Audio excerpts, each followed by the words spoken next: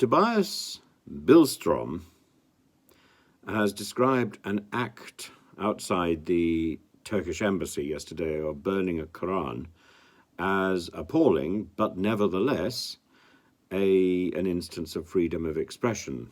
It doesn't imply, he says, that the Swedish government or myself support the opinions expressed.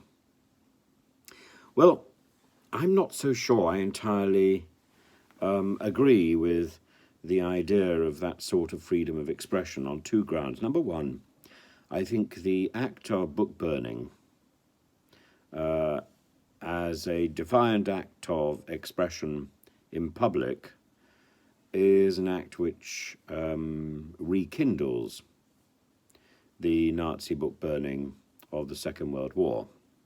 So it needs to be rejected and rebuffed in the boldest possible way. And secondly, I think burning the Koran is an act of hate with religious sensitivities involved, and it should be treated as such. I think this goes beyond burning an effigy of President Erdogan from a lamppost, which took place in Stockholm last week. There needs to be a debate about how we in the West deal with dissent, particularly when it is so unutterably offensive. You know, how do we what sort of measures do we have in place? Now, it's no good turning around and saying, well, we wouldn't mind if you burnt an effigy of Jesus.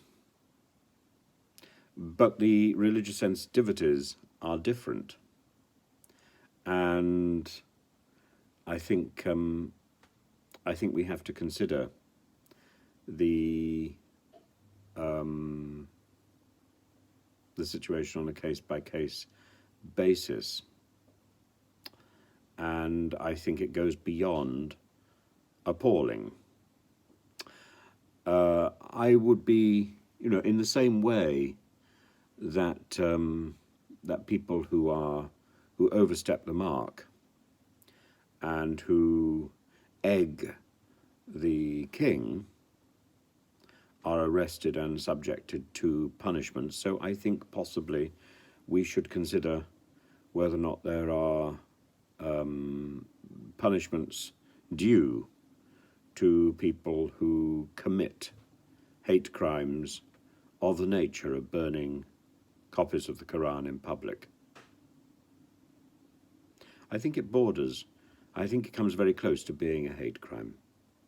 I'd be really interested to know what you think, and whether or not you think that the laws as we've got them at the moment are sufficient to deal with this sort of offence.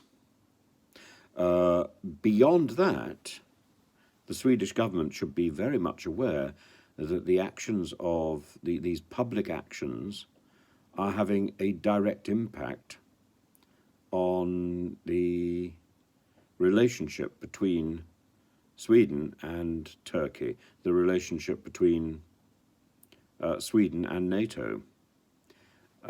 These demonstrations are having far-reaching international implications, and that, I think, for any country must give pause for thought.